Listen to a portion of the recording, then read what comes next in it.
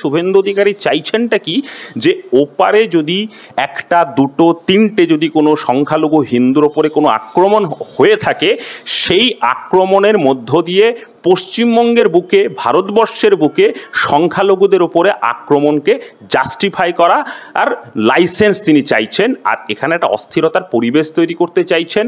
সেই উন্মাদ পাগলের মতো আচরণ করছেন। ভারতবর্ষের মানুষ, পশ্চিমবঙ্গের মানুষ এই শুভেন্দু অধিকারীর মতো উন্মাদের কথাতে নাচবেন না। ভারতবর্ষের দেশ, ভারতবর্ষের রাষ্ট্র, তার রাষ্ট্রনীতি পরিচালিত করছে আওয়ামী লীগের চশমা পড়ে। আওয়ামী লীগের চশমা পড়ে ভারতের রাষ্ট্রনীতি করছে। তাহলে স্বাভাবিকভাবেই বাংলাদেশের জনগণের চোখ দিয়ে তো বাংলাদেশটাকে দেখতে হবে।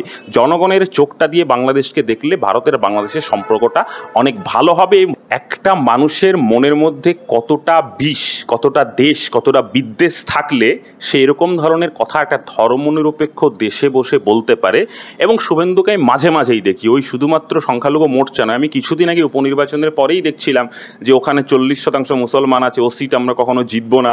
মানে সে মনেই করে না যে এই এরা হচ্ছে ভারতবর্ষের ভোটার, এরা জনগণ, এরাও নির্বাচিত করতে পারে, বা তারাও কোনো কারণে বিজেপির কোনো যদি সঠিক পলিসি থেকে তাকে ভোট দিতে পারে, এটা মনেই করে না। আসলে এই বিদ্বেষ বিষ ছড়ানোটাই হচ্ছে বিজেপি RSS এর কাজ। শুভেন্দু অধিকারী আগে করতো একটা চোরেদের দল, দুর্নীতিগ্রস্তদের দল, এবং আপাদমস্তক যত রকমের দুর্নীতি তৃণমূলের বিরুদ্ধে অভিযোগ আমরা করতে পারি, তালিকা তৈরি করতে পারি, তার সবগুলো দুর্নীতির অভিযোগ শুভেন্দু অধিকারীর দিকে ছিল।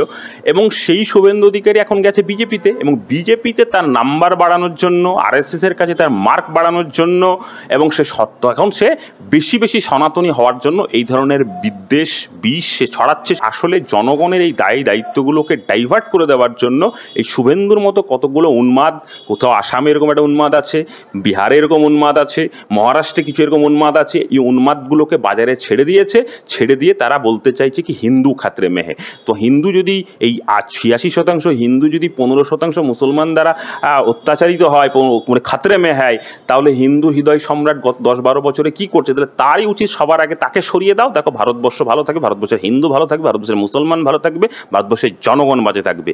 আর শুভেন্দু অধিকারীকে বলবো, হিন্দুদের যদি বাঁচাতে হয় একটু মণিপুরে যাক, একটু উত্তরপ্রদেশে যাক।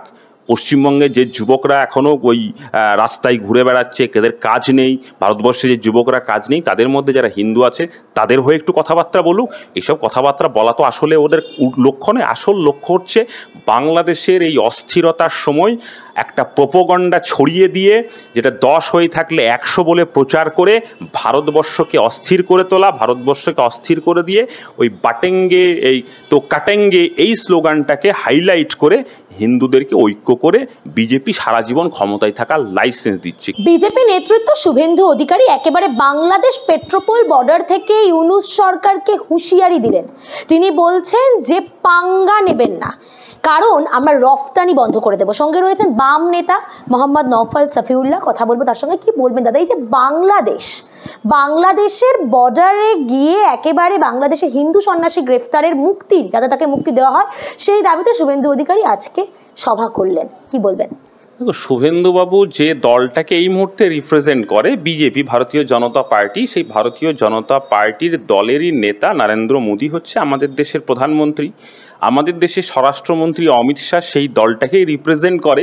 শুভেন্দু অধিকারীর এত চিৎকার চেঁচামেচি করে ওপারের যে উত্তেজনা, সেই উত্তেজনা পশ্চিমবঙ্গে ছড়িয়ে দিয়ে তার রাজনৈতিক লাভ হতে পারে, কিন্তু দুটো দেশের মধ্যে যে সম্পর্ক, সেই সম্পর্ক সঠিক জায়গায় পৌঁছাবে না। বরং শুভেন্দু অধিকারী একজন দায়িত্বপূর্ণ নাগরিক হিসাবে, একজন দায়িত্বপূর্ণ মানে রাজনৈতিক নেতা হিসাবে তার উচিত যে নরেন্দ্র মোদী, অমিত শাহর কাছে গিয়ে সমস্যাগুলো বলা এবং দুটো দেশের মধ্য দিয়ে যে ডিপ্লোমেসির যে সম্পর্ক, সেই সম্পর্কের মধ্য দিয়েই সমস্যাটাকে সমাধান করা। কিন্তু এই শুভেন্দু অধিকারী এখন পেট্রোপলের সামনে গিয়ে এই বন্ধ করে দেবো, ওই বন্ধ করে দেবো বলে চিৎকার করছে। আমি শুনছিলাম কয়েকদিন আগে কলকাতার এক বেসরকারি হাসপাতাল সে বাংলাদেশিদেরকে চিকিৎসা দেবে না, অথচ তো বাংলাদেশি ভিসা এখনও পর্যন্ত লাগু আছে। কারণ দুটো দেশ যারা পরিচালনা করে, কখনো কখনো অনাকাঙ্ক্ষিত কিছু ঘটনা তাদের দিক থেকে আসে ঠিকই, কিন্তু তারা জানে যে দুটো দেশের সঙ্গে সম্পর্ক রক্ষা করবার যে পদ্ধতি, সে পদ্ধতিটা এই হওয়া উচিত, সেই পদ্ধতির দিকে তারা চলবে বলে আমরা আশা করি। কিন্তু শুভেন্দু অধিকারী আসলে যেটা চাইছে, বাংলাদেশের হিন্দুদের নিয়েও তার কনসার্ন নেই, বাংলাদেশ দেশটা নিয়েও তার কোনো কনসার্ন নেই, বাংলাদেশের কোনো একজন হিন্দু নাগরিকের কিছু হয়ে গেলে, অঘটন ঘটে গেলে তাতেও শুভেন্দু অধিকারীর কিছু এসে যাবে না। তা না হলে শুভেন্দু অধিকারী একজন দায়িত্ব জ্ঞানহীন উন্মাদের মতো কোনো মন্তব্য করতেন না। আসলে শুভেন্দু অধিকারী চাইছেনটা কি, যে ওপারে যদি একটা দুটো তিনটে যদি কোনো সংখ্যালঘু হিন্দুর ওপরে কোনো আক্রমণ হয়ে থাকে, সেই আক্রমণের মধ্য দিয়ে পশ্চিমবঙ্গের বুকে, ভারতবর্ষের বুকে সংখ্যালঘুদের ওপরে আক্রমণকে জাস্টিফাই করা আর লাইসেন্স তিনি চাইছেন। আর এখানে একটা অস্থিরতার পরিবেশ তৈরি করতে চাইছেন। সেই উন্মাদ পাগলের মতো আচরণ করছেন। ভারতবর্ষের মানুষ, পশ্চিমবঙ্গের মানুষ এই শুভেন্দু অধিকারীর মতো উন্মাদের কথাতে নাচবেন না। কিন্তু আমার প্রশ্নটা ঠিক এখানেই, যে আমরা উত্তরপ্রদেশের সম্ভলের ঘটনা দেখেছি এবং তারপর আমরা মণিপুর তো দেখেইছি এবং তার সঙ্গে মেঘালয় দেখেছি, এরকম একাধিক জায়গা দেখেছি। সেখানে তো সংখ্যালঘুদের উপর অত্যাচার কন্টিনিউয়াসলি বা ক্রমাগত আমি যদি বলি করে গেছে বিজেপি, এবং সেটাকে নিয়ে একেবারেও বিজেপির কোনো নেতৃত্ব, সেটা রাজ্য নেতৃত্ব হোক বা কেন্দ্র নেতৃত্ব হোক, তাদের কোনো রকম মুখে কথা নেই। যেখানে দেশের সংখ্যালঘুদের নিয়ে কথা নেই, সেখানে বিদেশের সংখ্যালঘুদের নিয়ে এত কথা কেন? দেখো, শুধু সংখ্যালঘু বলে বলবো না, এই নভেম্বর মাস, জাস্ট আজকে ডিসেম্বরের 2 তারিখ, তো এই নভেম্বর মাসে সম্ভবত 16 তারিখ না 15 তারিখ ছিল, উত্তরপ্রদেশের একটা সরকারি হাসপাতাল, ঝাঁসি হাসপাতাল, তো সেই ঝাঁসি হাসপাতালে 10 জন নবজাতক শিশু পুড়ে মারা গেছে। কার গাফলতির জন্য? সরকারি যে প্রশাসন বিভাগ, স্বাস্থ্য দপ্তরের গাফিলতির জন্য মারা গেছে। এবং দুর্ভাগ্যজনকভাবে সংখ্যাটা 10 থেকে বেড়ে 15 হয়েছে। এখনো পর্যন্ত যে সমস্ত তথ্য পাওয়া যাচ্ছে, তথ্যটা বলছে এরকম যে ওই হাসপাতালের যে ওয়ার্ডে ওগুলোকে ভর্তি রাখা হয়েছিল, তার ক্যাপাসিটি ছিল 18-20 জনকে ভর্তি নেওয়া, সেখানে ভর্তি নিয়েছে 48 জনকে। তার জন্যই এই দুর্ঘটনার মতো ঘটনা ঘটেছে। আবার এরকম একটা হৃদয় বিদারক ঘটনা ঘটার পরে যখন উত্তরপ্রদেশের স্বাস্থ্যমন্ত্রী কি পাঠক সম্ভবত নাম, সেই পাঠক যখন হাসপাতালে যাচ্ছে, তাকে রাস্তায় চুন দিয়ে, স্লোগান দিয়ে তাকে ওয়েলকাম জানিয়ে অভ্যর্থনা জানাচ্ছে। কারা জানাচ্ছে? বিজেপি জানাচ্ছে, তাদের সরকার জানাচ্ছে। আর উল্টো দিকে সেই সময় হৃদয় বিদারক ঘটনাতে যোগী আদিত্যনাথের ভূমিকা কি? পরিবারকে 5 লক্ষ টাকা দিয়ে উত্তরপ্রদেশের বিভিন্ন রাস্তায় বিভিন্ন র্যালি আর মিছিল করে বেড়াচ্ছেন। কি? বাটেঙ্গে তো কাটেঙ্গে, কাটেঙ্গে তো বাটেঙ্গে, এই ধরনের স্লোগান দিয়ে বেড়াচ্ছেন। এইটা হচ্ছে যোগী আদিত্যনাথের ভূমিকা। এই যোগী আদিত্যনাথ, এই বিজেপি, এটা হচ্ছে বিজেপির ভূমিকা। শুভেন্দু অধিকারী সেই 10 জন শিশু নিয়ে কথা বলবার জায়গা নেই। নরেন্দ্র মোদী, অমিত শাহ সেই 10 জন শিশু নিয়ে কোনো কথাবার্তা বলবেন না। অথচ সাম্প্রতিককালে আমাদের এই বিশ্বে একটা বড় উদাহরণ আছে। আমি গতকালকেই দেখছিলাম যে 2022 সালে পর্তুগালে একজন ভারতীয় ট্যুরিস্ট, একজন মহিলা প্রেগনেন্ট অবস্থায় সেখানে মারা যাওয়ার পরে পর্তুগালের স্বাস্থ্যমন্ত্রী তার দায় স্বীকার করে পদত্যাগ করেছিলেন। আর উত্তরপ্রদেশের স্বাস্থ্যমন্ত্রী হৃদয় বিদারক ঘটনার পরে সে ওই র্যাম্পে হেঁটে হসপিটালে যাচ্ছেন যাতে বাকিদের চিকিৎসা বিলম্বিত হয়। আর মুখ্যমন্ত্রী ঘুরে বেড়াচ্ছেন। তারা এখনও পর্যন্ত দায় নিয়ে একটা বিবৃতি দিয়েছেন, স্বাস্থ্যমন্ত্রী এখনও পর্যন্ত পদত্যাগ করেছেন। এই জায়গায় দাঁড়িয়ে থেকে এটা ভারতবর্ষের কাছে মানে গর্বের নয়, এটা লজ্জার জায়গা। শুভেন্দু অধিকারীর সে বিষয়ে কনসার্ন নেই, নরেন্দ্র মোদীর সে বিষয়ে কনসার্ন নেই। 2 বছর ধরে মণিপুর জ্বলছে, মণিপুরে আদিবাসীরা জ্বলছে, সেখানে কুকি মেইতিদের মধ্যে সংঘর্ষ হচ্ছে। তারা আমাদের ভারতের নাগরিক নয়, তাদের বিষয়ে তাদের কোনো কনসার্ন নেই। তিনি এখন পেট্রোপল বনপল নিয়ে একটা অস্থিরতার পরিবেশ তৈরি করতে চাইছেন। এই ভারতবর্ষের বুকে আমরা দেখেছি যে আমাদের এই দক্ষিণ 24 পরগনার একজন পরিযায়ী শ্রমিক সাবির মল্লিক, পেটের দায়ে খালি হাতে কাজ নেই, ভুখা পেটে ভাত নেই, তার জন্য হরিয়ানায় কাজ করতে গেছে। হরিয়ানায় কাজ করার পরে কি হয়েছে? নরেন্দ্র মোদী একটা লাইসেন্স দিয়েছে গোরক্ষ বাহিনীকে, সেই গোরক্ষ বাহিনীকে মানুষ পিটানোর লাইসেন্স দিয়েছে। সেই গোরক্ষ বাহিনী কী করলো? সাবির মল্লিককে নৃশংসভাবে পিটিয়ে খুন করলো।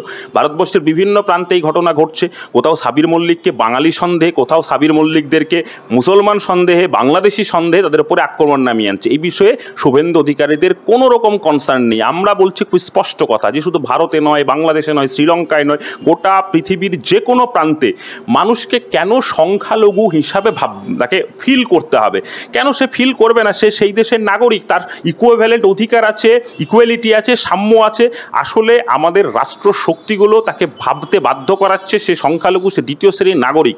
এই জায়গার বিষয়গুলো নিয়ে শুভেন্দু অধিকারীরা যদি কনসার্ন হন, বিজেপি কনসার্ন হন, অমিত শাহ যদি কনসার্ন হন, তাহলে বিষয়গুলো অনেক ভালো হবে। তাহলে আমাদের দেশ, আমরা ভালো থাকবো, বিশ্বের দরবারে আমরা মাথা উঁচু করে বাঁচতে পারবো। আর এই শুভেন্দু অধিকারী মাঝে মাঝেই ওই পেট্রোপল বেনোপলে গিয়ে বড় বড় কথাবার্তা বলেন বা বিভিন্ন সভা মঞ্চে বলেন অনুপ্রবেশকারী। ঝাড়খণ্ডের নির্বাচনে গিয়েও দেখছিলাম অনুপ্রবেশকারী। আরে একটা কথা তো সবার আগে বলা উচিত, সবার আগে বলা উচিত যে বাংলাদেশ আর ভারতবর্ষ দুটো দেশ পাশাপাশি আমরা বসবাস করি। দীর্ঘ ইতিহাসের একটা লিগেসি আছে, বাংলাদেশের স্বাধীনতা আন্দোলনের সময় ভারতের একটা ভূমিকা আছে। এই সবটা মিলিয়ে আমাদের দেশের রাষ্ট্রনীতি হবে কি বাংলাদেশের মানুষের সঙ্গে ভারতের মানুষের সুসম্পর্ক। কিন্তু আমরা একটা জিনিস লক্ষ্য করেছি যে দুর্ভাগ্যজনকভাবে বাংলাদেশের জনগণ এমন একটা শাসককে পছন্দ করে না, তার আনডেমোক্রেটিক সমস্ত কার্যকলাপের বিরুদ্ধে থাকে এবং তার সমস্তভাবে সে জনবিচ্ছিন্ন একটা শাসক ছিল আওয়ামী লীগের শাসক হাসিনা। কিন্তু ভারতবর্ষের রাষ্ট্র তার রাষ্ট্রনীতি পরিচালিত করছে আওয়ামী লীগের চশমা পড়ে ভারতের রাষ্ট্রনীতি করছে। তাহলে স্বাভাবিকভাবেই বাংলাদেশের জনগণের চোখ দিয়ে তো বাংলাদেশটাকে দেখতে হবে, জনগণের চোখটা দিয়ে বাংলাদেশকে দেখলে ভারতের বাংলাদেশের সম্পর্কটা অনেক ভালো হবে। এবং ভারত এবং বাংলাদেশের সম্পর্ক ভালো হলে বিশেষ করে আমরা যারা পশ্চিমবঙ্গে বসবাস করি তারাও অনেক সুস্থ এবং সুস্থিতি পরিবেশের মধ্য দিয়ে থাকতে পারবো। এই জায়গাটাকে নিশ্চিত করবার জন্য আমাদেরও যেমন দায় আছে, ওপারের যে সরকার আছে তাদেরও একটা দায় আছে। সেই দুই দেশের সরকার সেই দায়িত্বটা পালন করুক। আর এই অনুপ্রবেশের কথা যে শুভেন্দু অধিকারী ওখানে মিটিংয়ে বলে বেড়াচ্ছেন, তো আমরা তো বলবো অন্য কথা। আমরা বলবো যে সম্পূর্ণভাবে জনগণ দ্বারা প্রত্যাখ্যান হয়েছে। জনগণের সঙ্গে একজন গণবিচ্ছিন্ন একটা শাসক শেখ হাসিনা, সেই শেখ হাসিনাকে যখন বাংলাদেশে তার 6 মাস আগে তার তথাকথিত নির্বাচনে বিপুল জয় পাওয়ার পরে বাংলাদেশ থেকে পালিয়ে আসতে হলো, সেই বাংলাদেশ থেকে পালিয়ে আসার পরে বিশ্বের কোনো দেশ তাকে জায়গা দিচ্ছে না, অথচ আমাদের ট্যাক্সের টাকায় করের টাকায় ওইরকম একটা বাংলাদেশ থেকে পালিয়ে আসা, কেউ তো অনুপ্রবেশকারী, তাকে কেন ইন্ডিয়া সরকার তাকে প্রতিদিন খাচ্ছে, খাবার দাবার সিকিউরিটি সব কেন তার পিছনে ব্যয় করছে? আমার আপনার করের টাকায় করছে, এটা করার তো কোনো কারণ নেই। কেন হাসিনা সরকারের, আমি যতদূর জানি হাসিনার পরিবারের একজন সদস্য, সে হচ্ছে ব্রিটেনের পার্লামেন্টের সদস্য, তা ব্রিটেন কেন তাকে রাজনৈতিক আশ্রয় দিল না? পৃথিবীর কোনো দেশ দিল না। এই নরেন্দ্র মোদী, অমিত শাহ, বিজেপি এদেরকে দিতে হচ্ছে। তার কারণটা কি? এই কারণগুলো দেখলেই তো আস্তে আস্তে বাংলাদেশের জনগণ থেকে আমরা বিচ্ছিন্ন হয়ে যাচ্ছি। বাংলাদেশের জনগণের সঙ্গে যদি ভালোবাসার সম্পর্ক তৈরি হয় তাহলে আমরা ভারতীয় হিসাবে এবং বাংলাদেশিরা দুটো দেশই সাধারণ সুস্থভাবে সম্পর্ক চলবে। এই সুস্থ সম্পর্কের জন্য আমি বলবো যে আমাদের দেশের উচিত আওয়ামী লীগের চশমা দিয়ে বাংলাদেশকে দেখা নয়, বাংলাদেশের জনগণের যে প্রকৃত চশমা, সেই চশমা দিয়ে বাংলাদেশকে অবজার্ভ করা। এখানে এই প্রসঙ্গেই আসি যে বারবার লোকসভা ভোটের পরে আমরা শুভেন্দু অধিকারী থেকে শুরু করে বিভিন্ন বিজেপি নেতৃত্ব তাদেরকে বলতে শুনেছি যে নো নিড সংখ্যালঘু মোর্চা। সেই যে নো নিড সংখ্যালঘু মোর্চা, সেই সংখ্যালঘুদের জন্যই লড়াই করতে যাচ্ছেন তারা। একটা মানুষের মনের মধ্যে কতটা বিষ, কতটা দেশ, কতটা বিদ্বেষ থাকলে সে এরকম ধরনের কথা একটা ধর্মনিরপেক্ষ দেশে বসে বলতে পারে। এবং শুভেন্দুকে আমি মাঝে মাঝেই দেখি, ওই শুধুমাত্র সংখ্যালঘু মোর্চা নয়, আমি কিছুদিন আগে উপনির্বাচনের পরেই দেখছিলাম যে ওখানে 40% মুসলমান আছে, ও সিট আমরা কখনো জিতবো না। সে মনেই করে না যে এরা হচ্ছে ভারতবর্ষের ভোটার, এরা জনগণ, এরাও নির্বাচিত করতে পারে, বা তারাও কোনো কারণে বিজেপির কোনো যদি সঠিক পলিসি থেকে তাকে ভোট দিতে পারে, এটা মনেই করে না। আসলে এই বিদ্বেষ বিষ ছড়ানোটাই হচ্ছে বিজেপি RSS এর কাজ। আরেকটা ঘটনা, যেটা আরেকটা কথা বলতে হয় এ প্রসঙ্গে, এই শুভেন্দু অধিকারী তো এই কাজটা কেন করছে? অন্য বিজেপি নেতাদের থেকে দেখবে তুলনামূলকভাবে একটু বেশি করছে। তার কারণটা কি? শুভেন্দু অধিকারী আগে করতো একটা চোরেদের দল, দুর্নীতিগ্রস্তদের দল, এবং আপাদমস্তক যত রকমের দুর্নীতি তৃণমূলের বিরুদ্ধে অভিযোগ আমরা করতে পারি, তালিকা তৈরি করতে পারি, তার সবগুলো দুর্নীতির অভিযোগ শুভেন্দু অধিকারীর দিকে ছিল। এবং সেই শুভেন্দু অধিকারী এখন গেছে বিজেপিতে, এবং বিজেপিতে তার নাম্বার বাড়ানোর জন্য, RSS এর কাছে তার মার্ক বাড়ানোর জন্য, এবং এখন সে বেশি বেশি সনাতনী হওয়ার জন্য এই ধরনের বিদ্বেষ বিষ সে ছড়াচ্ছে। সে বলে যাচ্ছে যে সে বিজেপির নেতা, উল্টো দিকে কিন্তু পশ্চিমবঙ্গ বিধানসভার বিরোধী দলনেতার মতো একটা গুরুত্বপূর্ণ সাংবিধানিক পোস্ট সে হোল্ড করে। আসলে উন্মাদ আর পাগল হলে যা হয় সেটাই হচ্ছে। তাই জন্যই কি আজকে শুভেন্দু অধিকারী বারবার বলছেন যে হিন্দু বাঁচাও, দেশ বাঁচাও।